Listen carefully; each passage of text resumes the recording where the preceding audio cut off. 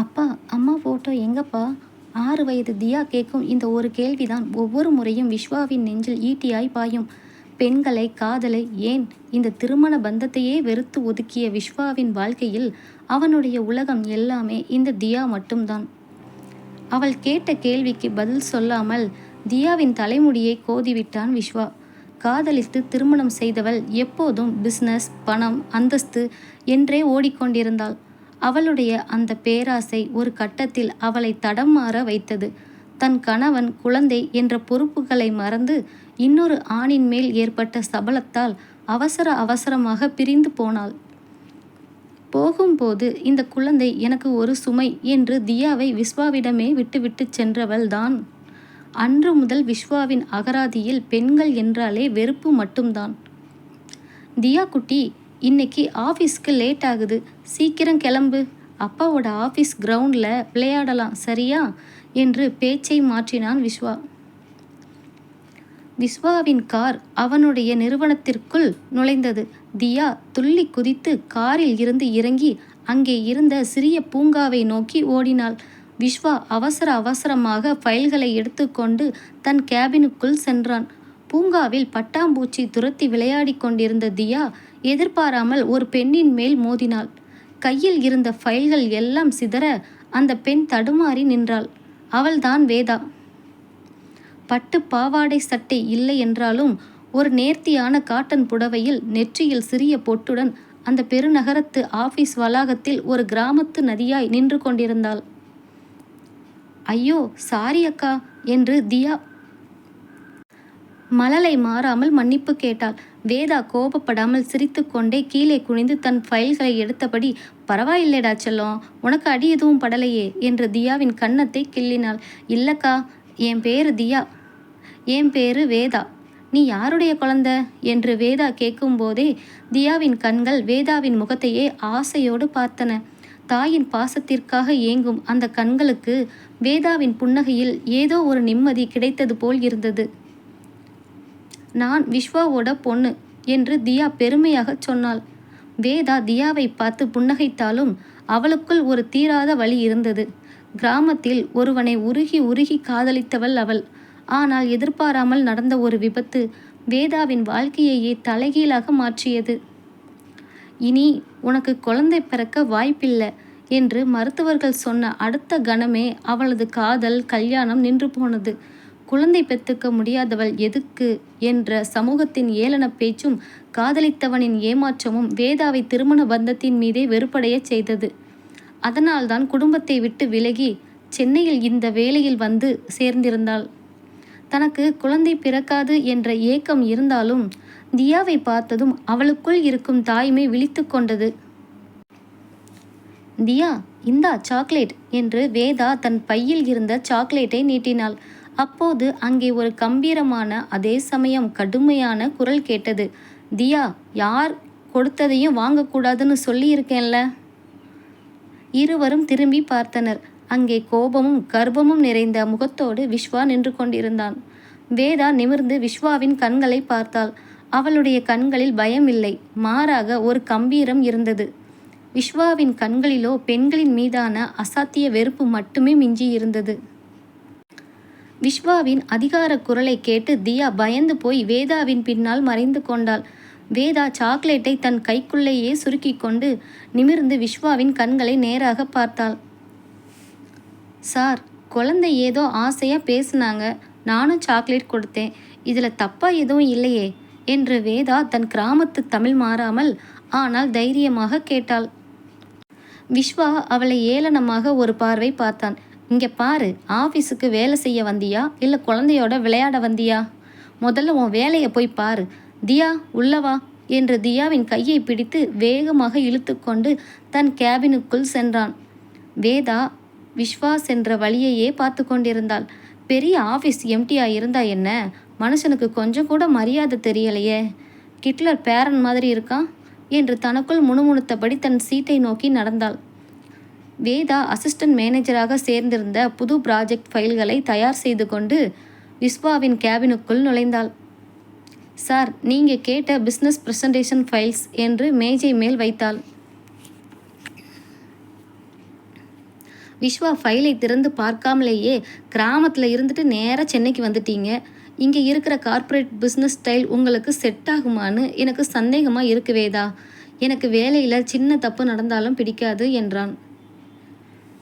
வேதாவின் மனதில் பழைய நினைவுகள் லேசாக எட்டி பார்த்தன.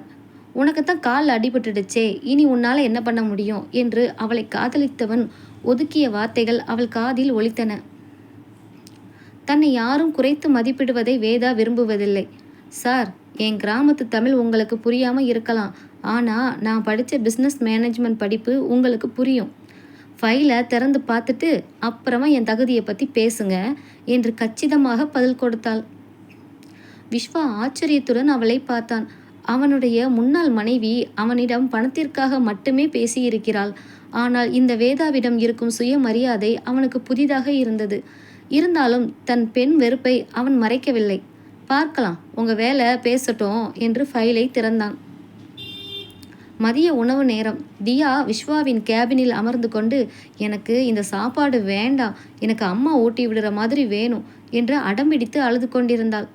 அவள் அம்மா என்று சொன்ன வார்த்தை விஸ்வாவின் நெஞ்சில் பழைய காயத்தை கிளறியது. தியா, அமைதியா சாப்பிடுன்னு சொல்றேன்ல, உனக்கு அம்மா வேணுமா? அவ எப்போவோ நம்மளை விட்டுட்டு போயிட்டா. இனி இந்த வீட்டில் அவளை பற்றி பேசக்கூடாது என்று தெரியாமல் கோபத்தில் சத்தமாக கத்திவிட்டான். 6 வயது குழந்தை தியா விஸ்வாவின் கோபத்தை கண்டு மிரண்டு பயந்து போய் கேபினை விட்டு வெளியே ஓடினாள்.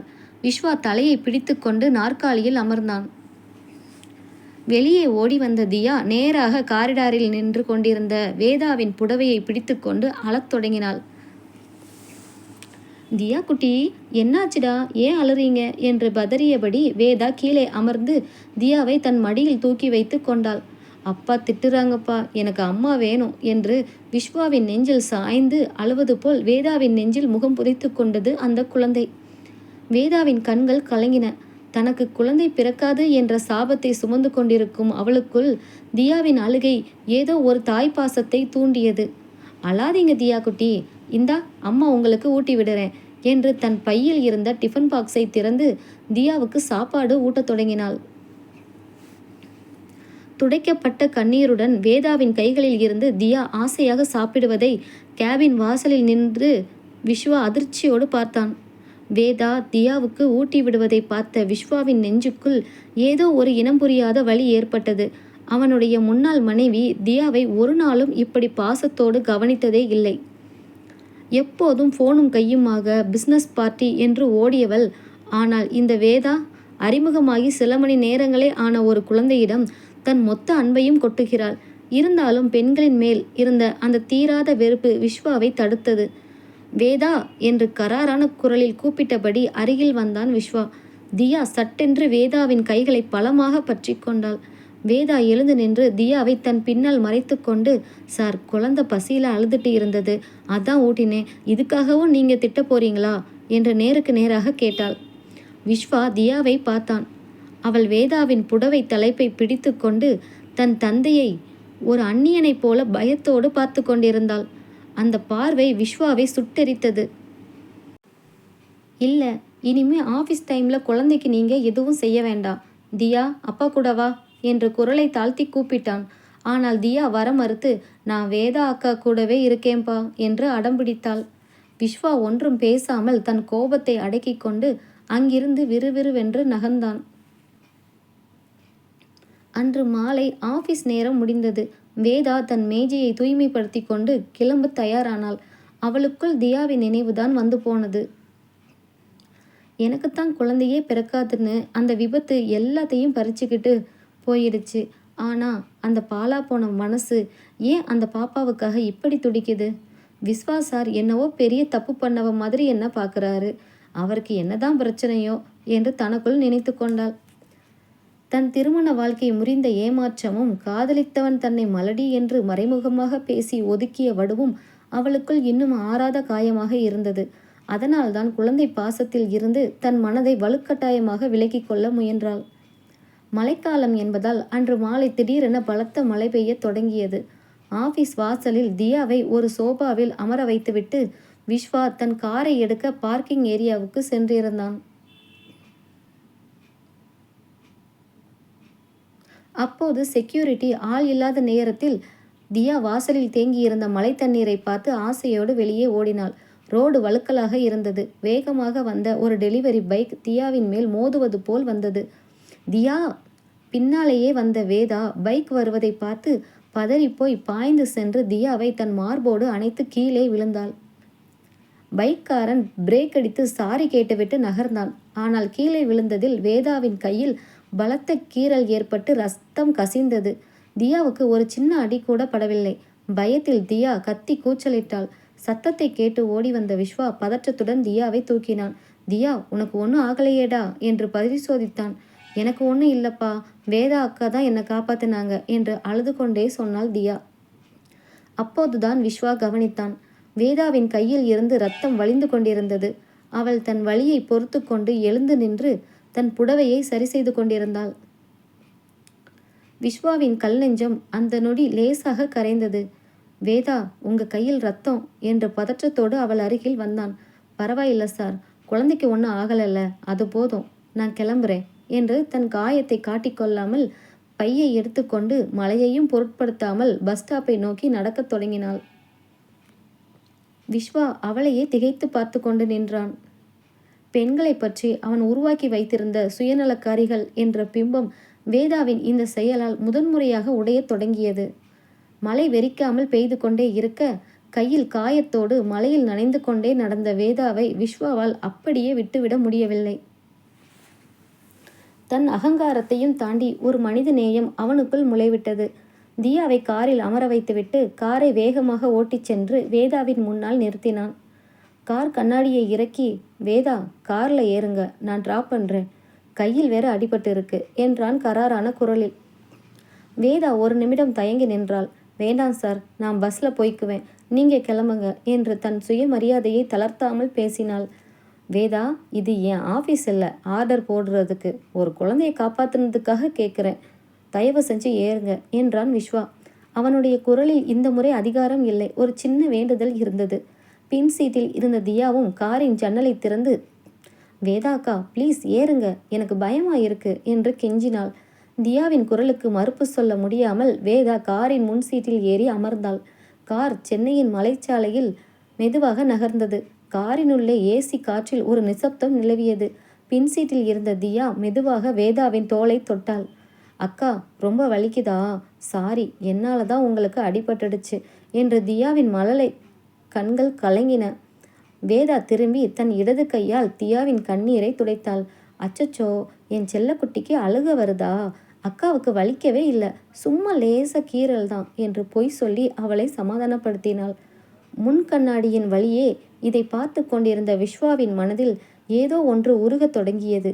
தன் சொந்த குழந்தையை கூட ஒரு சுமையாக நினைத்து பிரிந்து போனவள் எங்கே? அறிமுகமே இல்லாத ஒரு குழந்தையிடம் தன் காயத்தையும் மறந்து பொய் சொல்லும் இந்த வேதா எங்கே என்று ஒப்பிட்டு பார்த்தான். உங்க வீடு எங்கே இருக்கு என்று விஸ்வா மென்மையாக கேட்டான். வேதா தன் வீட்டின் முகவரியை சொன்னாள். கார் அவளுடைய சிறிய வாடகை வீட்டின் முன்னால் வந்து நின்றது. வேதா இறங்கப் போகும்போது விஸ்வா காரின் டேஷ்போர்டில் இருந்த ஃபர்ஸ்ட் எய்டு பாக்ஸை எடுத்து அவளிடம் நீட்டினான். இதை வச்சுக்கோங்க, வீட்டுக்கு போய் முதல்ல மருந்து போடுங்க, நாளைக்கு ஆஃபீஸுக்கு லேட் ஆனாலும் பரவாயில்லை, ரெஸ்ட் எடுத்துட்டு வாங்க என்றான் விஸ்வா தன் கண்களை நேராக பார்க்காமல். வேதா அந்த பாக்ஸை பெற்றுக்கொண்டு தேங்க்ஸ் சார் என்று மட்டும் சொல்லிவிட்டு இறங்கி நடந்தாள். விஸ்வா அவளையே பார்த்து கொண்டிருந்தான். வீட்டுக்குள் வந்த வேதா நனைந்த ஆடைகளை மாற்றிவிட்டு விஸ்வா கொடுத்த மருந்தை எடுத்து தன் கையில் தடவினாள். மருந்து சுரீரென்று உரைக்க அவளுக்குள் பழைய நினைவுகள் மீண்டும் எட்டி பார்த்தன. விபத்து நடந்த அந்த நாளில் மருத்துவமனையில் அவளது முன்னாள் காதலன் சொன்ன வார்த்தைகள் அவள் நெஞ்சில் நிழலாடின. குழந்தை பெற்றுக்க முடியாத ஒருத்தியை என் குடும்பத்தில் ஏற்றுக்க மாட்டாங்க வேதா, சாரி, நம்ம கல்யாணம் நடக்காது.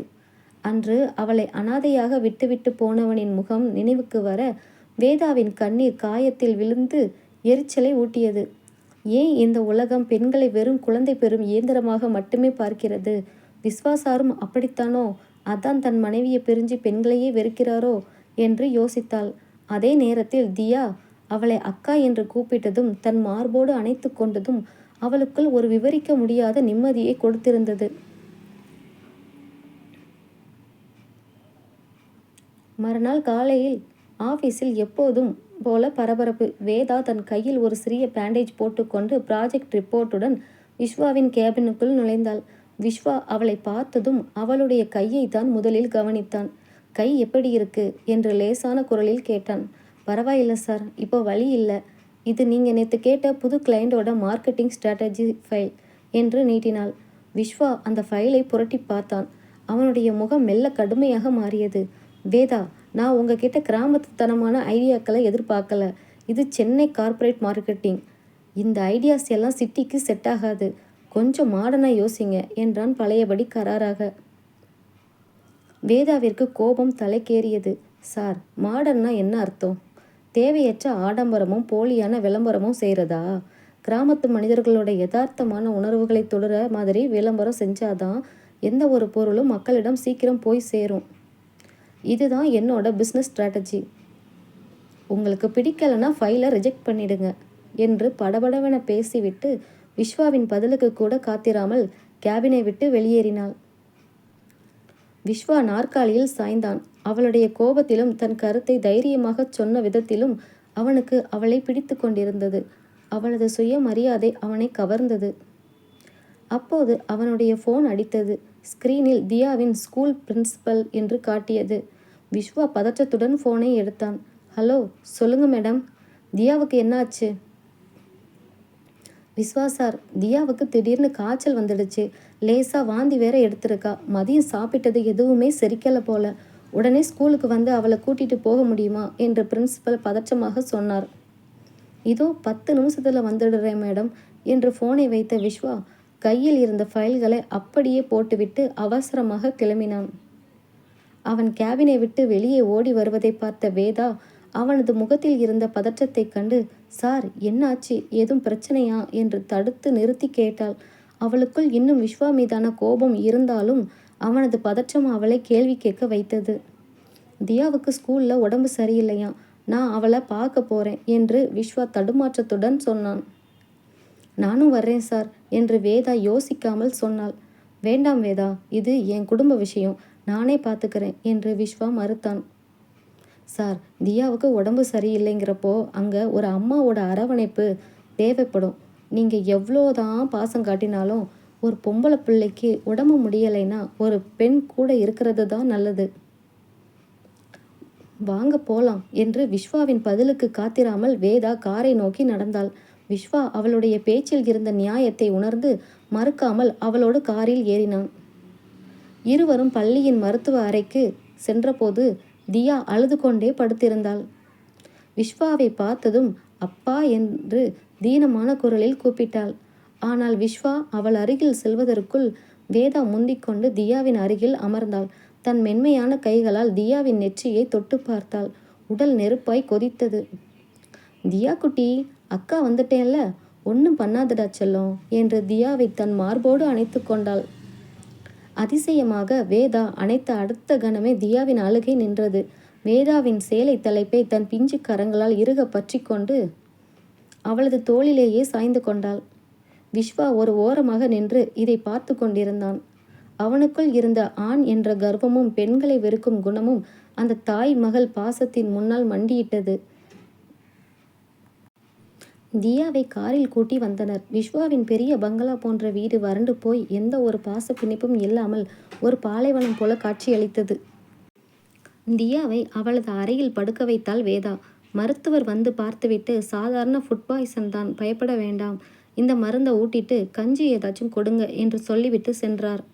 விஸ்வா சமையலறைக்கு சென்று கஞ்சி வைக்க தெரியாமல் பாத்திரங்களை தட்டி தடுமாறி கொண்டிருந்தான். அவனது நிலையை பார்த்த வேதா, சார், நீங்கள் தியா பக்கத்தில் இருங்க, நான் கஞ்சி வச்சிட்டு வர்றேன் என்று சமையலறையை தன் பொறுப்பில் எடுத்தாள். ஒரு அரை மணி நேரத்தில் சுட சுட மிளகு பூண்டு கஞ்சியுடன் வேதா அறைக்குள் நுழைந்தாள். தியாவை மெதுவாக எழுப்பி அவளுக்கு பொறுமையாக ஊட்டிவிட்டாள். கசப்பான மருந்தையும் தியா வேதா சொன்ன பேச்சை கேட்டு சமத்தாக குடித்தாள். மருந்தின் வீரியத்தால் தியா மெல்ல உறங்கி போனாள். உறக்கத்திலும் அவளது கைகள் வேதாவின் கையை விடாமல் பிடித்து கொண்டிருந்தன. நேரம் நள்ளிரவை தாண்டியது. வேதா தியாவின் படுக்கை ஓரத்திலேயே அமர்ந்திருந்தாள். விஸ்வா 2 கப்களில் சூடான காப்பியுடன் அறைக்குள் நுழைந்தான். ஒரு கப்பை வேதாவிடம் நீட்டினான். தேங்க்ஸ் வேதா. இன்னைக்கு நீங்கள் மட்டும் இல்லைனா நான் என்ன பண்ணியிருப்பேனே தெரியல.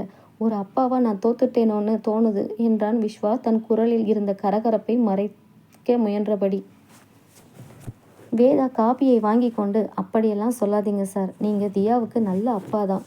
ஆனால் குழந்தைக்கு அப்பா அன்பு மட்டும் போதாது, ஒரு அம்மாவோட என்று சொல்ல வந்தவள் சட்டென்று விஸ்வாவின் முகம் மாறுவதை பார்த்து பேச்சை நிறுத்தினாள். அம்மா, அந்த வார்த்தைக்கு இந்த வீட்டில் யாருக்கும் தகுதி இல்லை வேதா. காதலிச்சு கல்யாணம் பண்ணவ என் காதலையும் என் குழந்தையையும் காசுக்காகவும் அவளோட சபலத்துக்காகவும் வித்துட்டு போயிட்டா.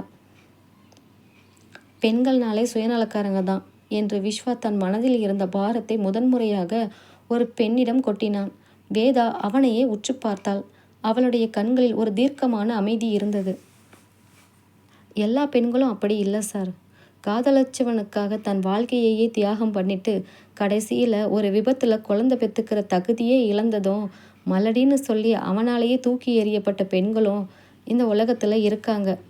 காதலும் கல்யாணமும் சிலருக்கு ஏமாற்றத்தை தான் தருது என்று தன் கடந்த காலத்தின் ரணத்தை லேசாக தொட்டு காட்டினாள். விஸ்வா அதிர்ச்சியோடு வேதாவை பார்த்தான். அவளது கண்களில் இருந்த கண்ணீரும் அதில் தெரிந்த வலியும் அவனுக்கு புதிய உண்மைகளை உணர்த்தின. தனக்கு மட்டும்தான் துரோகம் நடந்திருக்கிறது என்று நினைத்த அவனுக்கு வேதாவின் இந்த வலி அவளது மேல் இருந்த மரியாதையை கூட்டியது. இருவருக்குள்ளும் இருந்த தனிமையும் ஏமாற்றமும் அந்த மௌனமான நள்ளிரவில் ஒன்றை ஒன்று புரிந்து கொள்ள தொடங்கியது. விஸ்வா அன்று இரவு வேதாவின் பேச்சை கேட்ட பிறகு அவனால் தூங்கவே முடியவில்லை. தனக்கு மட்டும்தான் உலகத்திலேயே பெரிய துரோகம் நடந்துவிட்டது போலவும், பெண்கள் என்றாலே சுயநலவதிகள் என்றும் ஒரு வட்டத்திற்குள் வாழ்ந்துவிட்டான். ஆனால் வேதா தன்மேல் தவறே இல்லாமல் ஒரு விபத்தினால் தாய்மையடையும் வாய்ப்பை இழந்து காதலித்தவனால் மலடி என்று தூக்கி எறியப்பட்ட பிறகும் அவளுக்குள் இருக்கும் அந்த தாய் அன்பு குறையவே இல்லை. மறுநாள் காலை தியாவின் காய்ச்சல் முற்றிலும் குணமாகி இருந்தது. வேதா கிளம்ப தயாரானாள். தியா குட்டி, அக்கா ஆஃபீஸுக்கு கிளம்புறேன், சமத்தா இருக்கணும் சரியா என்று தியாவின் நெற்றியில் முத்தமிட்டாள் வேதா. நீங்கள் இன்னைக்கு ஆஃபீஸ் போகாதீங்க அக்கா என்று என் கூடவே இருங்க என்று தியா கெஞ்சினாள். அப்போது அங்கே வந்த விஸ்வா, தியா, அக்காவுக்கு ஆஃபீஸில் நிறைய வேலை இருக்குடா செல்லம். ஆனால் அக்கா இன்னைக்கு லேட்டாக தான் ஆஃபீஸுக்கு வருவாங்க. ஏன்னா அப்பா அவங்களுக்கு இன்னைக்கு ஆஃப் டே லீவு கொடுத்துருக்கேன் என்று விஸ்வா மென்மையாக சொன்னான். வேதா ஆச்சரியத்துடன் விஸ்வாவை நிமிர்ந்து பார்த்தாள். விஸ்வாவின் கண்களில் எப்போதும் இருக்கும் அந்த அதிகாரமும் கர்வமும் குறைந்து ஒரு இனம் புரியாத மரியாதையும் கனிவும் தெரிந்தது. சார் பரவாயில்ல, நான் ஆஃபீஸ்க்கு என்று வேதா இழுக்க, இல்லை வேதா, நேற்று நைட்டு முழுக்க நீங்கள் தூங்கலை, தியாவை பார்த்துக்கிட்டீங்க, கொஞ்சம் ரெஸ்ட் எடுத்துட்டு மதியம் வாங்க. இது பாஸோட ஆர்டர் இல்லை, தியாவோட அப்பாவோட வேண்டுகோள் என்றான் விஸ்வா. வேதா புன்னகையுடன் அதை ஏற்றுக்கொண்டு தன் வீட்டிற்கு புறப்பட்டாள். மதியம் வேதா ஆஃபீஸிற்குள் நுழைந்த போது சூழ்நிலையே மாறியிருப்பது போல் அவளுக்குள் தோன்றியது. எப்போதும் அவளது ஃபைல்களில் குறை கண்டுபிடிக்கும் விஸ்வா அன்று அவளது மார்க்கெட்டிங் ஸ்ட்ராட்டஜி ஃபைலை முழுமையாக படித்துவிட்டு அவளை தன் கேபினுக்கு அழைத்தான். வேதா வாங்க, நீங்கள் நேற்று சொன்ன அந்த கிராமத்து யதார்த்தமான விளம்பர ஐடியா நான் யோசித்து பார்த்தேன். நீங்கள் சொன்னது தான் சரி, இந்த ப்ராஜெக்டை நீங்களே முன்னின்று நடத்துங்க என்று ஃபைலை அவளிடம் ஒப்படைத்தான். தேங்க்ஸ் சார் என்று வேதா ஃபைலை வாங்கி கொண்டாள். வேதா, அப்புறம் நேற்று நைட்டு நான் அப்படி பேசியிருக்கக்கூடாது. என்னோட கடந்த காலம் என்னை ஒரு கசப்பான மனுஷனாக மாற்றிடுச்சு. ஆனால் உங்ககிட்ட பேசுனதுக்கு அப்புறம்தான் எனக்கு ஒன்று புரிஞ்சது. எல்லா பெண்களும் ஒன்று இல்லை என்று விஸ்வா தன் மனமாற்றத்தை வெளிப்படுத்தினான். வேதா மெலிதாக புன்னகைத்தாள். கடந்த காலத்தோட வடுக்களை நம்ம கூடவே வச்சிருந்தா அது நிகழ்காலத்தையும் நாசம் பண்ணிடும் சார். தியாவுக்காகவாவது நீங்கள் சந்தோஷமாக இருக்கணும் என்று சொல்லிவிட்டு கேபினை விட்டு வெளியேறினாள். விஸ்வா அவளையே பார்த்து கொண்டிருந்தான். அவளது ஒவ்வொரு வார்த்தையும் அவனது கல் நெஞ்சை உருக வைக்கும் அமிர்தமாக இருந்தது. அடுத்த வாரம் தியாவின் 7வது பிறந்த நாள் வரவிருந்தது. விஸ்வா ஒவ்வொரு வருடமும் அதை ஒரு பெரிய ஹோட்டலில் ஆடம்பரமாக தன் பிஸ்னஸ் பார்ட்னர்களை வைத்துத்தான் கொண்டாடுவான். ஆனால் தியாவுக்கு அதில் சற்றும் இஷ்டம் இருக்காது. அன்று மாலை விஸ்வா தியாவிடம், தியா குட்டி, அடுத்த வாரம் உன் பர்த்டேக்கு என்ன கிஃப்ட் வேணும், பெரிய பார்ட்டி வச்சிடலாமா என்று கேட்டான். எனக்கு அந்த பார்ட்டியெல்லாம் வேண்டாம்ப்பா. எனக்கு வேதா அக்கா கூட நம்ம வீட்டில் கேக்கு வெட்டணும். அக்கா செய்கிற பாயாசம் வேணும். அவங்க தான் எனக்கு பிறந்தநாள் ட்ரெஸ்ஸு எடுத்து தரணும் என்று தியா தன் ஆசையை கொட்டினாள். விஸ்வா யோசித்தான். தியாவின் ஆசை நியாயமானது தான். உடனே அவன் வேதாவுக்கு தியா மூலமாகவே ஃபோன் செய்ய வைத்தான். தியா ஃபோனில் ஆசையாக கூப்பிட வேதாவால் மறுக்க முடியவில்லை. பிறந்தநாள் ஷாப்பிங்கிற்காக வார இறுதியில் விஸ்வா, தியா, வேதா மூவரும் ஒன்றாக செல்வது என்று முடிவானது. சனிக்கிழமை மாலை சென்னையில் உள்ள ஒரு பெரிய மால். தியா வேதாவின் கையை பிடித்து கொண்டு துள்ளி குதித்து நடந்து கொண்டிருந்தாள். விஸ்வா அவர்களுக்கு பின்னால் புன்னகையுடன் வந்து கொண்டிருந்தான். பார்ப்பதற்கு அவர்கள் ஒரு முழுமையான அழகான குடும்பம் போல காட்சியளித்தனர். வேதா தியாவுக்கு ஒரு அழகான வெள்ளை நிற பாவாடை சட்டையை தேர்ந்தெடுத்தாள். தியா அதை வாங்கி கொண்டு ட்ரையல் ரூம் நோக்கி ஓடினாள். விஸ்வாவும் வேதாவும் துணிக்கடையின் வாசலில் நின்று பேசிக்கொண்டிருந்தனர். இருவருக்குள்ளும் இருந்த அந்த இடைவெளி குறைந்து ஒரு நல்ல நட்பு மலர்ந்திருந்தது. விஸ்வா ஏதோ ஜோக் சொல்ல வேதா கலகலவென்று சிரித்தாள். அவளது சிரிப்பில் விஸ்வா தன்னை மறந்தான். அதே வினாடி கடையின் வாசலில் ஒரு ஆடம்பரமான கார் வந்து நின்றது. அதில் இருந்து கூலிங் கிளாஸ் அணிந்து கையில் விலை உயர்ந்த பையுடன் ஒரு மாடர்ன் பெண் இறங்கினாள். அவள் நேராக கடைக்குள் நுழைந்தபோது விஸ்வாவையும் வேதாவையும் பார்த்தாள். அவளது கால்கள் அப்படியே ஸ்தம்பித்தன. அவள் வேறு யாரும் இல்லை. விஸ்வாவை ஏமாற்றிவிட்டு தியாவை சுமை என்று தூக்கி எறிந்துவிட்டு போன விஸ்வாவின் முன்னாள் மனைவி மாலினி. மாலினியின் கண்கள் விஸ்வாவையும் அவன் அருகில் நின்ற வேதாவையும் அதிர்ச்சியுடனும் ஒருவித பொறாமையுடனும் பார்த்தன. விஸ்வாவின் முகத்தில் இருந்த புன்னகை சட்டென்று மறைந்து அவனது கண்கள் மீண்டும் குரோதத்தாலும் கோபத்தாலும் சிவந்தன. மாலினியை கண்டதும் விஸ்வாவின் கைகள் கோபத்தால் இறுகின. அவனது கண்கள் சிவந்தன. பல வருடங்களுக்கு முன்னால் உன்னோடவும் இந்த குழந்தையோடவும் என்னால் நடுத்தர வர்க்கத்து வாழ்க்கை வாழ முடியாது. பிஸ்னஸ் பணம் தான் எனக்கு முக்கியம் என்று சொல்லிவிட்டு தியாவை அனாதையாக தவிக்க விட்டு போன அவளது சுயநல முகம் விஸ்வாவின் நினைவுக்கு வந்து நெஞ்சை அடைத்தது.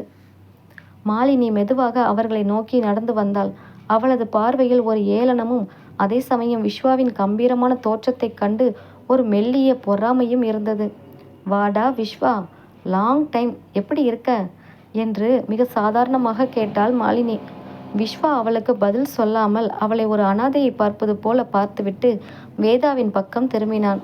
வேதா, தியா ட்ரெஸ் மாற்றிட்டு வந்துட்டாளான்னு பாருங்க, நம்ம கிளம்பலாம் என்றான் கராரான குரலில். மாலினி விடவில்லை. வேதாவை மேலிருந்து கீழ் வரை ஒரு தரம் பார்த்தாள். வேதாவின் எளிமையான காட்டன் புடவையும் நெற்றி பொட்டும் மாலினியின் மாடர்ன் கண்களுக்கு கிராமத்துத்தனமாக தெரிந்தது. ஓ, இது யாரு விஸ்வா? உன்னோட புது டேஸ்டா? தியாவுக்கு பார்த்து வச்சிருக்கிற வேலைக்காரியா இல்லை உனக்கு என்று மாலினி வார்த்தைகளை இழுத்து ஒரு கேவலமான புன்னகையை உதிர்த்தாள். மாலினி பேசி முடிப்பதற்குள் விஸ்வாவின் குரல் அந்த மாலையை அதிரச் செய்தது. மாலினி, நாவடக்கம் தேவை என்று விஸ்வா விரலை நீட்டி எச்சரித்தான். அவனது குரலில் இருந்த ஆக்ரோஷத்தில் மாலினி ஒரு அடி பின்னாடி நகர்ந்தாள். வேதா யாருன்னு உனக்கு சொல்ல வேண்டிய அவசியம் எனக்கு இல்லை. ஆனால் அவங்கள பற்றி தப்பாக பேச உனக்கு எந்த தகுதியும் இல்லை.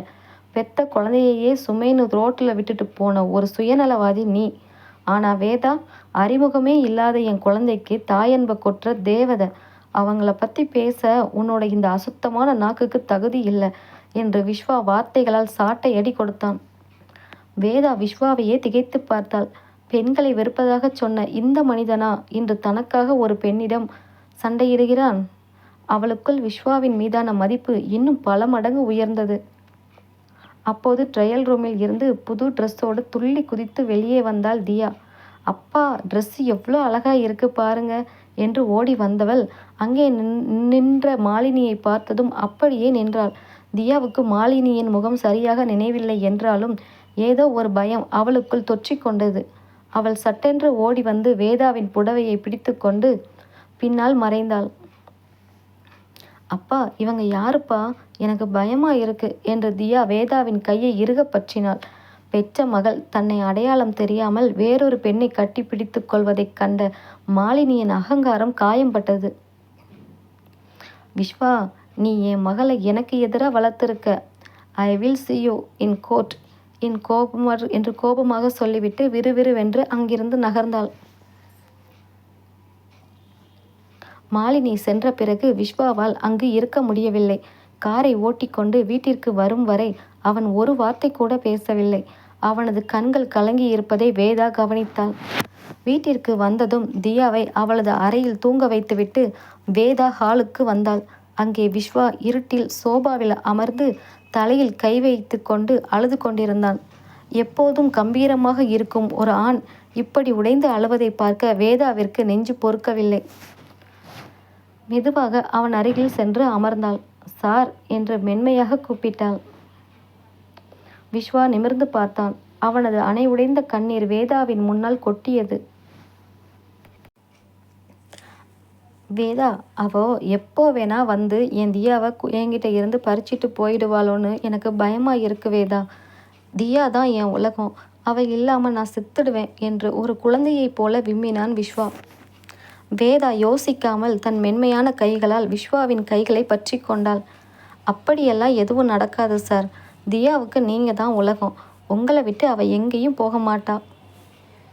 உங்கள் கூட நான் இருக்கேன்.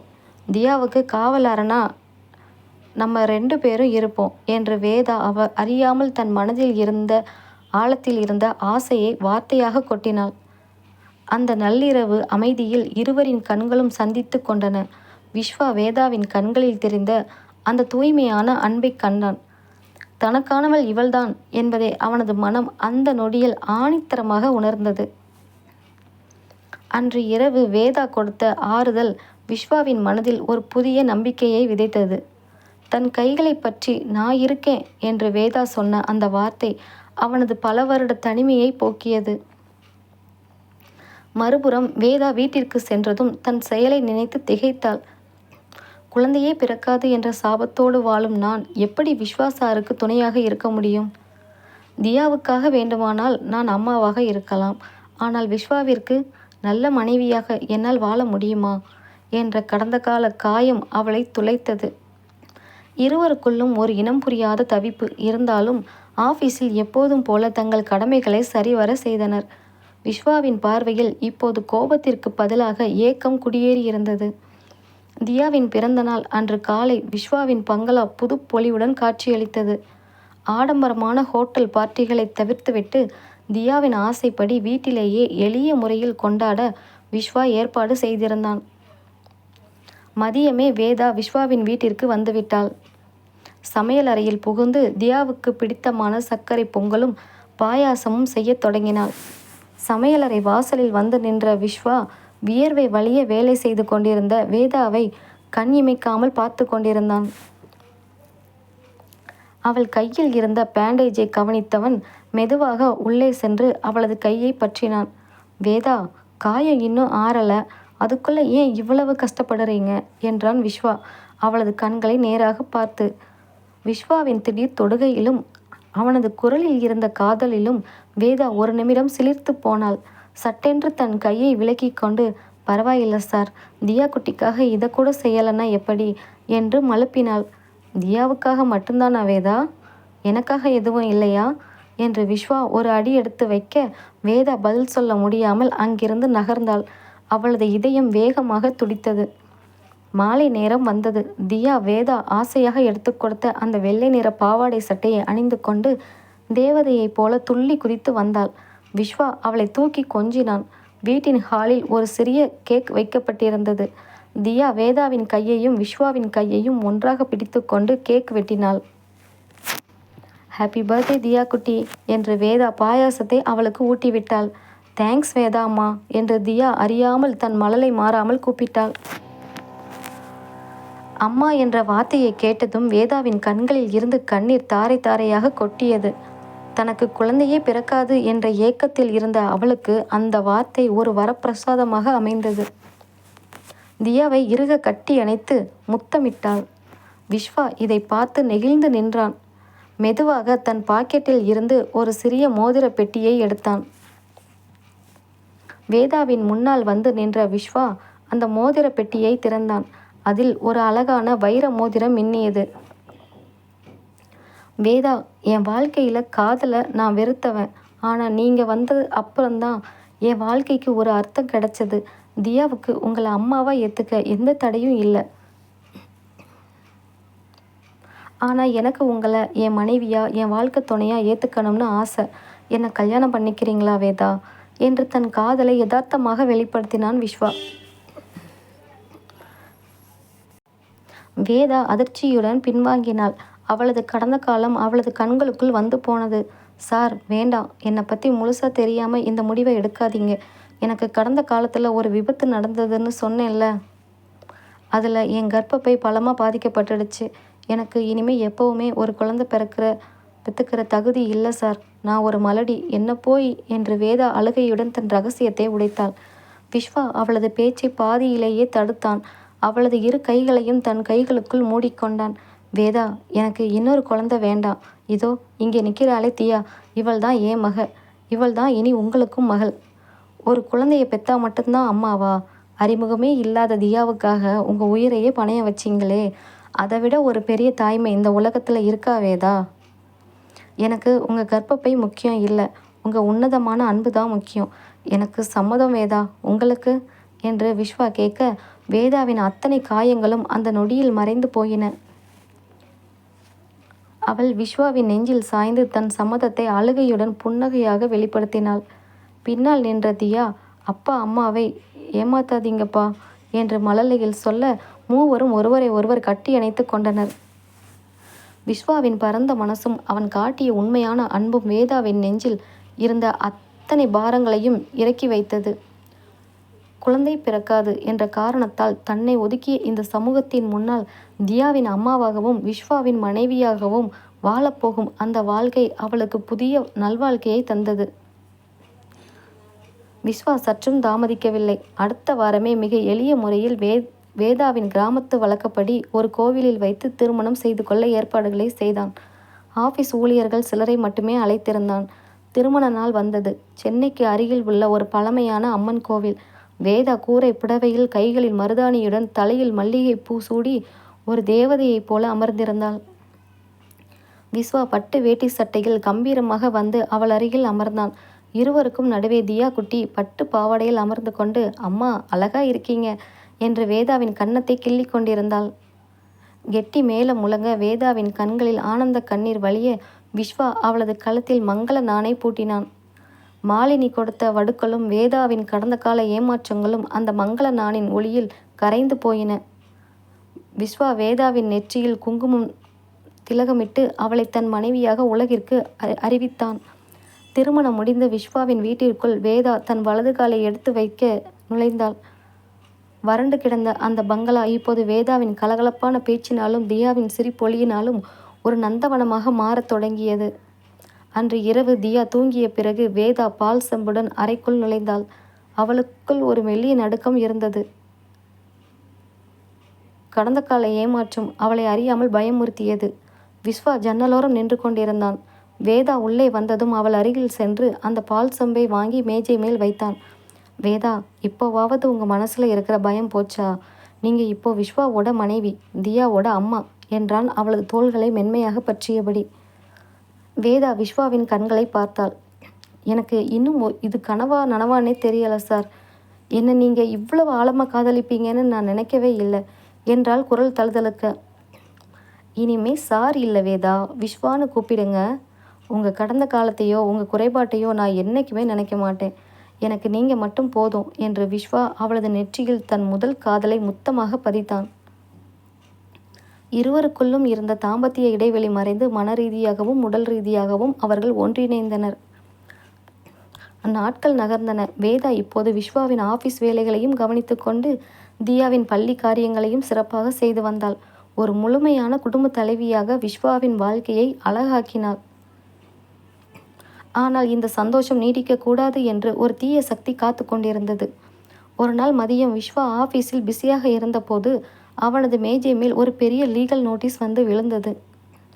அதை பிரித்து படித்த விஸ்வாவின் முகம் அதிர்ச்சியில் சாம்பலாக மாறியது. அதில் விஸ்வா தன் மகளான தியாவை தவறான முறையில் நடத்துகிறார், மேலும் குணம் கெட்ட ஒரு கிராமத்து பெண்ணுடன் தொடர்பு வைத்துக்கொண்டு குழந்தையை சரியாக கவனிப்பதில்லை, எனவே தியாவின் முழு கஸ்டடி அவளது உண்மையான தாயான மாலினிக்கே வழங்கப்பட வேண்டும் என்று நீதிமன்றத்தில் வழக்கு தொடரப்பட்டிருந்தது. அது மட்டும் அல்லாமல் மாலினி தியாவின் பள்ளிக்கே சென்று நான் தான் தியாவின் அம்மா என்று சொல்லி குழந்தையை தூக்கி கொண்டு போக முயற்சி செய்தாள் என்ற அதிர்ச்சி செய்தியும் விஸ்வாவின் போனுக்கு வந்தது. விஸ்வா பதற்றத்துடன் வீட்டுக்குள் நுழைந்தபோது தியா அழுது அழுது ஓய்ந்து போய் வேதாவின் மடியில் படுத்திருந்தாள். வேதாவின் முகம் கோபத்தாலும் கவலையாலும் சிவந்திருந்தது. வேதா, என்ன ஆச்சு? தியாவுக்கு ஒன்றும் இல்லையே என்று விஸ்வா ஓடி வந்து தியாவின் கைகளை பற்றினான். விஸ்வாவை பார்த்ததும் தியா சட்டென்று எழுந்து அவனை கட்டி அணைத்து கொண்டாள். அப்பா, அந்த ஆண்டி ஸ்கூலுக்கு வந்து என்னை அவங்க கூட வர சொல்லி கத்துனாங்கப்பா. எனக்கு பயமாக இருக்குப்பா என்று விஸ்வாவின் சட்டையை நனைத்தாள். விஸ்வா தியாவை தேற்றி அவளை அறைக்குள் தூங்க வைத்தான். பின்னர் ஹாலுக்கு வந்து தன் கையில் இருந்த கோர்ட் நோட்டீஸை வேதாவிடம் காட்டினான். பாத்தியா வேதா, மாலினி எவ்வளவு கேவலமாக இறங்கி இருக்கான்னு. நீ என் வாழ்க்கையில் வந்தது தப்புங்கிற மாதிரி நோட்டீஸ் அனுப்பியிருக்கா. இப்போ குழந்தையையும் கேட்குறா என்று விஸ்வா கோபத்தில் சுவரில் குத்தினான். வேதா அந்த நோட்டீஸை படித்துவிட்டு அதை மேஜை மேல் தூக்கி போட்டாள். அவளது கண்களில் பயமில்லை, மாறாக ஒரு சிங்க பெண்ணின் வீரம் தெரிந்தது. விஸ்வா, அமைதியா இருங்க. அவங்க கோர்ட்டுக்கு போனால் நாமளும் கோர்ட்டுக்கு போவோம். பெத்த பிள்ளைய சுமைன்னு தூக்கி போட்டுட்டு போனவளுக்கு இப்போ திடீர்னு பாசம் எங்கேருந்து வந்துச்சான்? உங்கள் பணத்தையும் அந்தஸ்தையும் பார்த்துட்டு உங்களை பழிவாங்கத்தான் அவள் இந்த நாடகத்தை ஆடுறா. ஆனால் அவள் ஒன்று மறந்துட்டா. தியாவுக்கு இப்போ ஒரு அம்மா இருக்கா என்று வேதா தீர்க்கமாக சொன்னாள். வழக்கு சென்னை குடும்பநல நீதிமன்றத்திற்கு வந்தது. மாலினி தன் தரப்பில் பெரிய கார்ப்பரேட் வக்கீலை ஏற்பாடு செய்திருந்தாள். விஸ்வாவும் தன் தரப்பு நியாயங்களை எடுத்துரைக்க தயாராக வந்திருந்தான். நீதிமன்ற அறைக்குள் மாலினி ஆடம்பரமாக வந்து அமர்ந்தாள். வேதாவை பார்த்து ஒரு ஏளன புன்னகையை உதிர்த்தாள். ஆனால் வேதா அவளது பார்வையை அலட்சியம் செய்துவிட்டு விஸ்வாவின் கைகளை இறுக பற்றி கொண்டு அவனுக்கு தைரியம் கொடுத்தாள். வழக்கு விசாரணைக்கு வந்தது. மாலினியின் வக்கீல் வாதாடத் தொடங்கினார். Your honour, N client Malini தான் தியாவின் பெற்ற தாய். கடந்த காலத்தில் சில குடும்ப சூழ்நிலை காரணமாக அவங்க பிரிய வேண்டியதாயிடுச்சு. ஆனால் இப்போது விஸ்வா வேறொரு பொண்ணை கல்யாணம் பண்ணியிருக்காரு. அந்த பொண்ணுக்கு குழந்தை பிறக்காதுங்கிற மருத்துவ சான்றிதழ் என்கிட்ட இருக்குது. தனக்கு குழந்தை பிறக்காதுங்கிற ஆத்திரத்தில் அவங்க தியாவை தவறாக நடத்த வாய்ப்பு இருக்குது. எனவே தியாவின் எதிர்காலம் அவளோட சொந்த அம்மா கூட இருந்தால் தான் பாதுகாப்பாக இருக்கும் என்று வேதாவின் தனிப்பட்ட குறையை நீதிமன்றத்தில் பகிரங்கமாக உடைத்தார். நீதிமன்றத்தில் இருந்தவர்கள் வேதாவை பரிதாபமாக பார்க்க விஸ்வா கோபத்தில் எழப்போனான். ஆனால் வேதா அவனது கையை அமுக்கி தடுத்தாள். அவள் மெதுவாக எழுந்து கூண்டில் நின்றாள். யுவர் ஆனர், நான் சில வார்த்தைகள் பேசலாமா என்று வேதா நடுவர் முன்னால் அனுமதி கேட்டாள். நீதிபதி அனுமதி அளித்தார். வேதா மாலினியை நேராக பார்த்தாள். என் வக்கீல் மாலினி அம்மாவோட பழைய பேங்க் ஸ்டேட்டஸ் மற்றும் பிஸ்னஸ் ரெக்கார்ட்ஸை கோர்ட்டில் சப்மிட் பண்ணியிருக்கேன். இவங்க விஸ்வாவை விட்டு பிரியும் போது பிஸ்னஸ் நஷ்டம் ஆயிடுச்சு. குழந்தைய வளர்க்க பணம் இல்லைன்னு பொய் சொல்லித்தான் பிரிஞ்சாங்க. ஆனால் உண்மை என்னன்னா இவங்க வேறொரு தொழிலதிபரோட சேர்ந்து வாழத்தான் தியாவை விட்டுட்டு போனாங்க. இதோ அதுக்கான ஆதாரம் என்று வேதா சில ஆவணங்களை நீட்டினாள். மாலினியின் முகம் சட்டென்று வெளுத்தது. வேதா தொடர்ந்தாள். எனக்கு குழந்தை பிறக்காதுங்கிறது உண்மைதான் யுவர் ஆனர். அதை நான் மறைக்கலை. ஆனால் ஒரு குழந்தைய வயிற்றில் சுமந்தா மட்டும்தான் அம்மாவா?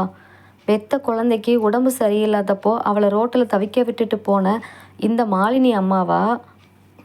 இல்லை காய்ச்சலில் தவிச்சு அந்த பிள்ளைக்கு விடிய விடிய கஞ்சி வச்சு மருந்து ஊட்டி அவளோட சிறுநீரை கூட அருவருப்பு இல்லாமல் தொடச்சேன்னா அம்மாவா? சட்டப்படி நான் தியாவுக்கு சித்தி தான். ஆனால் மனசெலவில் அவள் ஏன் மக.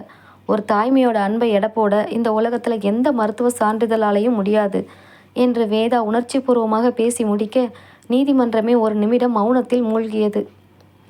நீதிபதி தியாவை தனியாக அழைத்து அவளது விருப்பத்தை கேட்டார். தியா எவ்வித தயக்கமும் இன்றி எனக்கு என் வேதா அம்மா கூடவே இருக்கணும், அவங்க தான் என் அம்மா என்று அழுது கொண்டே சொன்னாள்.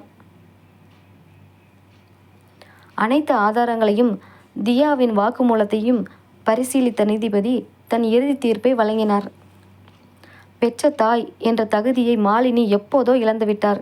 தியாவின் முழு கஸ்டடியும் அவளது தந்தை விஸ்வா மற்றும் அவளது வளர்ப்பு தாய் வேதாவிற்கே வழங்கப்படுகிறது. மாலினி இனி தியாவை நெருங்கக்கூடாது என்று தீர்ப்பளித்தார். மாலினி தலை குனிந்து நீதிமன்றத்தை விட்டு வெளியேறினாள். கோர்ட்டுக்கு வெளியே வந்ததும் விஸ்வா வேதாவை அப்படியே நெகிழ்ச்சியோடு பார்த்தான். அவளது தைரியமும் தியா மீதான அவளது தூய்மையான அன்பும் அவளை ஒரு தேவதையாக அவனுக்கு காட்டியது. தியா ஓடி வந்து அம்மா என்று வேதாவின் இடுப்பில் ஏறிக்கொண்டாள். வேதா அவளை தூக்கி முத்தமிட்டாள். விஸ்வா இருவரையும் தன் பலத்த கரங்களால் அணைத்து கொண்டான். தேங்க்ஸ் வேதா, இன்னைக்கு என் மகளை என்கிட்டயே மீட்டி கொடுத்தது நீதான். உன்னை என் மனைவியை அடைஞ்சதுக்கு நான் ரொம்ப புண்ணியம் பண்ணியிருக்கணும் என்றான் விஸ்வா தன் ஆனந்த கண்ணீரை துடைத்தபடி. இனிமே நமக்குள்ள நன்றியும் இல்லை பாராட்டும் இல்லை விஸ்வா, நாம் 3 பேரும் சேர்ந்து தான் நம்ம அழகான உலகம் என்று வேதா புன்னகைத்தாள். வடுக்கள் நிறைந்த 2 மனிதர்களின் கடந்த காலம் மறைந்து தியாவின் மழலை சிரிப்போடு அவர்களது புதிய இல்லற வாழ்க்கை இனிதே ஒரு நந்தவனமாக தொடர்ந்தது. கதை பிடிச்சிருந்தா லைக் பண்ணுங்கள், ஷேர் பண்ணுங்கள், கமெண்ட் பண்ணிவிட்டு சப்ஸ்கிரைப் பண்ணுங்கள் ஃப்ரெண்ட்ஸ். தேங்க்யூ.